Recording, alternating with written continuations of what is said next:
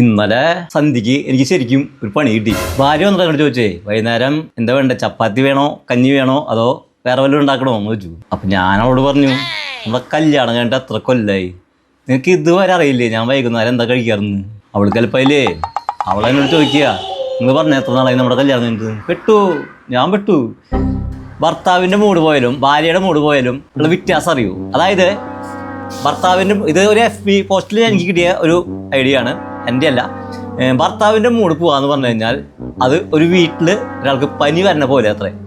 മറ്റുള്ളവർക്ക് വീട്ടിലെ ചിലവർക്ക് ബാധിക്കുമെങ്കിലും പുറത്തേക്ക് അത് വ്യാപിക്കില്ല. പക്ഷേ ഭാര്യയുടെ മൂഡ് പോകാന്ന് വെച്ച് കഴിഞ്ഞാൽ കൊറോണ വരുന്ന പോലെയാണ് എൻ്റെ ഒരു കൂട്ടുകാരൻ എനിക്ക് പറഞ്ഞത്. ഞാൻ പറഞ്ഞേ, കഞ്ഞി മതി, വേറെ ഒന്നും വേണ്ട. പണി ചോദിച്ചു വാങ്ങിയ പോലെയായി. ശരിക്കും എൻ്റെ കുഴി ഞാൻ തന്നെ കുഴിച്ചു എന്ന പോലെയായി. ഇത് പണി ചോദിച്ചെന്നെ വാങ്ങി. ഭാഗ്യം വൈകുന്നേരം കഞ്ഞി കിട്ടി. അതുണ്ടാവുന്നു വിചാരിച്ചതല്ല, അങ്ങനൊരു സംഭവം ഇതിലുണ്ടായി.